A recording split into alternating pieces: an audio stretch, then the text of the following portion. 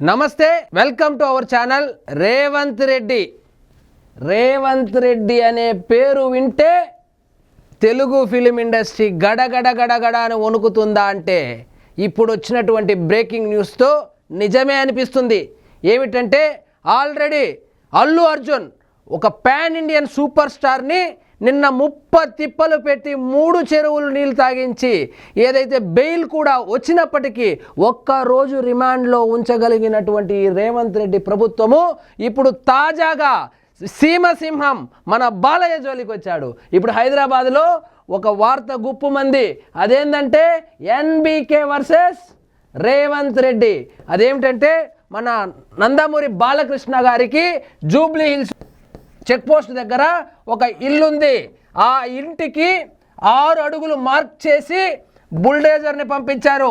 ఏమంటే ఆ 6 అడుగులు రోడ్డుకు సంబంధించిందని, ఆ రోడ్డు విస్తరణలో భాగంగా ఈ గోడ కొట్టేస్తున్నారని నోటీసులు ఇచ్చారో లేదో నాకైతే తెలియదు. కానీ ఇప్పుడు బుల్డేజర్ వెళ్ళింది, ఈ వర్క్ స్టార్ట్ అయింది.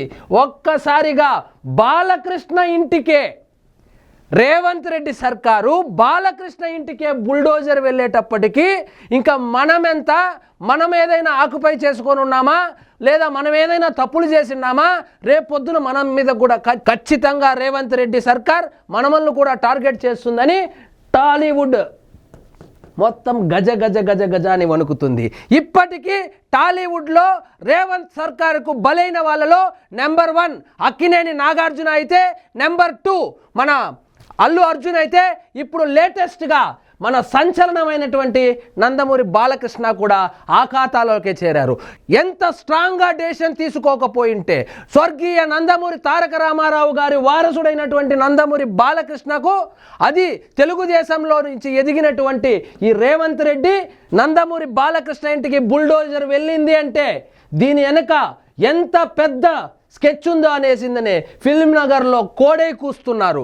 ఇంకోవైపు పక్క రాష్ట్రంలో నందమూరి బాలకృష్ణ ఆంధ్రప్రదేశ్లో హిందూపూర్ ఎమ్మెల్యేగా, హ్యాట్రిక్ ఎమ్మెల్యేగా ఉన్నప్పటికీ, సొంత బావగారు ముఖ్యమంత్రిగా అయినప్పటికీ రేవంత్ రెడ్డి చంద్రబాబు నాయుడు గారికి శిష్యుడు అంటారు. అలాంటి గురువుకు సంబంధించిన బావమరిది ఇంటికే బుల్డోజర్ పంపిస్తే మన పరిస్థితి ఏంద్రా దేవుడా అని గజ వణుకుతున్నారు.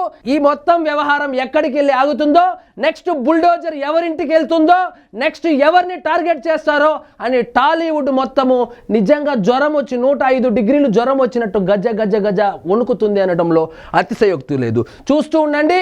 నెక్స్ట్ రేవంత్ రెడ్డి టార్గెట్ ఎవరి మీద ఉండవచ్చు అని మీరు భావిస్తున్నారు? దయచేసి కామెంట్ రూపంలో తెలియజేయండి. ఇదండి ఈరోజు మన టాపిక్. మరిన్ని ఇంట్రెస్టింగ్ టాపిక్స్తో మళ్ళీ కలుద్దాం. జై హింద్.